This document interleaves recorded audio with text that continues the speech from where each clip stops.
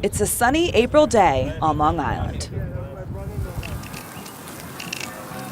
Friends enjoy hot dogs and beer as they prepare for the end of the world. We're going to give you like little tips on what products to get that have a very long shelf life. I have protein, I have some carbohydrates. These people are preppers.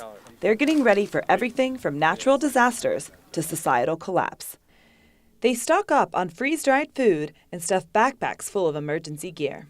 I have glasses, I have small amounts of duct tape, I have a weapon. Tommy DeLallo recently started this prepping meetup group. To DeLallo's group, it's not just about having enough to survive.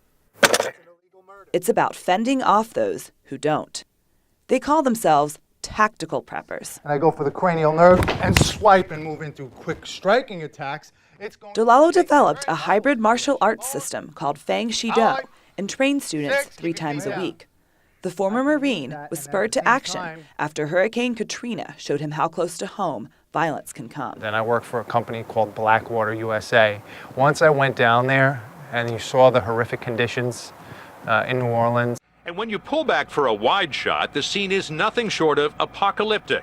80%. There were bodies in the streets, there were caskets floating. From there, when I got home, I just basically changed my whole outlook on prepping and survival. If we're ever stuck here, I have so much stuff here, it's unbelievable. And you saw all the stuff in my car, it's just crazy. DeLallo wants to make sure he can take care of what's important to him.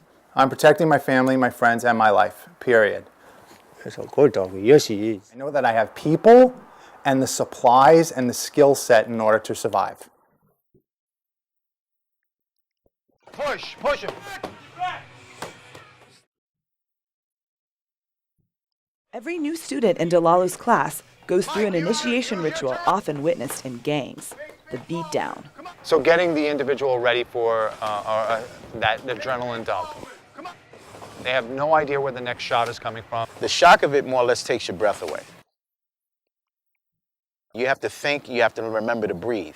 Since you get hit often, your body knows how to react to it. You can think through it.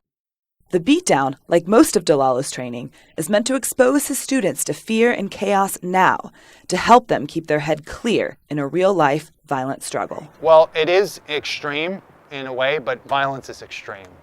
And you must become more violent than your enemy is trying to kill you. And that's how you guaranteed success. DeLallo is convinced it's all necessary because the U.S. is headed for disaster. Pock, cow, boom, boom. Smith, right up into his jawline. So before 2020, you're going to see total collapse of the world. I'm thinking about a world global economic collapse. We're going to see the looting. We're going to see sanitation stop. It's going to affect us. It's going to affect everybody. The veil of civility, they say, is 9 meals away from anarchy. A behavioral psychologist by day, James Strickland leads a different Long Island tactical prepping group. I know that in times of stress, duress, panic, desperation, that there will be people who can and will hurt you. To the skeptics, James says, just look at history. If you go back to 1937, Germany, they would probably say, that'll never happen. This is Germany. That can't possibly happen. And if there's hostiles right there, as he's moving into the doorway. So on this Tuesday night, in a darkened warehouse, Strickland's group gathers for their twice-monthly weapons training. It's called Airsoft. They're practicing with unloaded air guns, but to Strickland, it's not just kids' play. There's a level of realism there. When you engage in airsoft training, it desensitizes you to the panic. The adrenaline's going, and if you can operate in that, you can then function. Whoever's in charge is going to yell, squad online, buddy rush. Pop up, suppress. Like DeLallo's martial arts students, Strickland and his group practice regularly, so in a real disaster, they can run on autopilot. Muscle memory is a big factor in maintaining your skills. The enemy knows for some reason you're coming in. He's going to either be laying in the prone or he's going to be in the corners. Instead of coming out long-armed like this, I'm going to come in nice and tight. What good is having your supplies if people can come and take it away?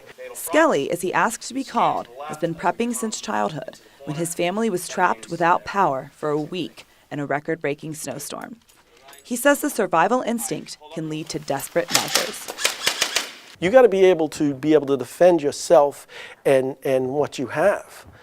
You know, if nobody has food and people realize you do, they're going to come to you. You'd be amazed what people will do. Right there. They will. You know, what would you do to feed your family? You need to know how to protect yourself, but on the other hand, it's really important that you recognize what the real threat is. Eitan Edwards is a disaster preparedness expert, and Eitan Edwards says the tactical preppers' emphasis on violence is paranoid and misplaced. They're prepping for the implementation of a new world order by President Barack Muslim Socialist Obama. You need to be more concerned with having emergency food, emergency water, an emergency evacuation plan. Because who's invading the United States? Nobody. You know, who are you buying these guns for? To shoot other Americans? It's a fair question. Camouflage and automatic weapons conjure up anti-American militias. Skelly and the other tactical preppers defend their right to defend themselves. We're patriots. We're Americans. We don't want to overthrow the government. We're not skinheads. We're not radicals. We're not neo-Nazis. Skelly says he and his troop are simply taking a note from America's quintessential and youngest preppers. We're just Boy Scouts on steroids. That's how I look at us. You know, be prepared. That used to be a good thing. Now people look at it as a bad thing, as a crazy thing. But luck favors the prepared. And the more things that you are prepared and ready to handle, the luckier you're going to be at the end of the day. 3, 2, 1, bang!